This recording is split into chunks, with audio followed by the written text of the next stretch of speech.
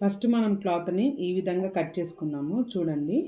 కార్నర్లోను and ఇక్కడ కార్నర్లోను ఈ విధంగా ఉండాలి. ఇలాంటి దారం ఒకటి తీసుకోవాలండి. ఇది ఎంత లెంత్ ఉందో దాన్ని బట్టి మనం కట్ చేసుకుందాం. అప్పుడు మనకు కొంచెం సరిపోతుందండి. మనం దీన్ని ఇలా కట్ చేసేసుకున్నాము.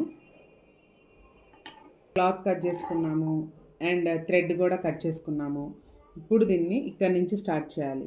ఫస్ట్ చెప్పాను కదండి, ఇలా కార్నర్స్ ఉండాలని.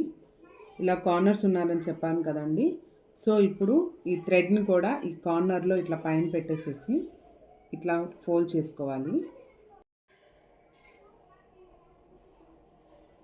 ఈ విధంగా ఫస్ట్ థ్రెడ్ని సెట్ చేసుకుంటూ దారాన్ని కూడా సెట్ చేసేసుకోవాలి. వేసుకున్నాము. అండ్ ఇప్పుడు కొంచెం దగ్గరగా ఇలా క్లాత్ని ఇలా ట్విస్ట్ చేస్తూ ఉండాలి. అప్పుడు మనకి లోపల దారం కూడా మిడిల్లో వస్తుంది. ఇప్పుడు చిన్నగా మధ్య మధ్యలో ఆపుతూ క్లాత్ని ఇలా ట్విస్ట్ చేస్తూ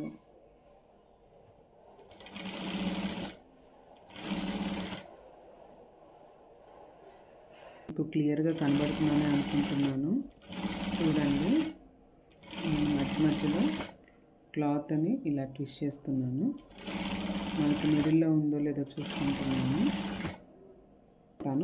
ఇప్పుడు ఇది అయిపోయింది. మనం ఇక్కడ కట్ చేసేసుకున్నాము.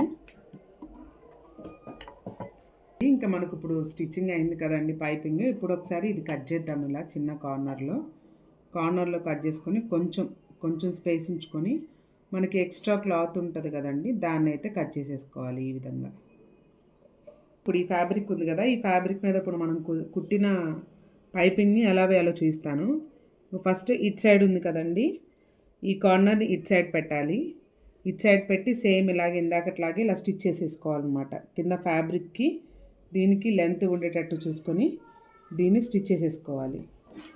ఇంకోండి, ఇప్పుడు ఇలా వచ్చింది కదా, ఇప్పుడు దీన్ని ఇలా ట్విస్ట్ చేస్తే ఇదిగోండి చూడండి, మనకి పైపింగ్ అనేది ఎంత నీట్ ఫినిషింగ్ ఉందో.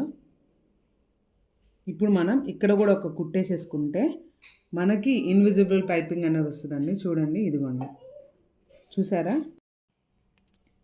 ఇదిగోండి, ఇప్పుడు ఇలా పెట్టాము కదా, దీన్ని ఇలా ఫోల్డ్ చేసాము. ఇప్పుడు ఒకసారి మీకు ఇక్కడ అంచుల్లో వేసి ఇస్తాను చూడండి.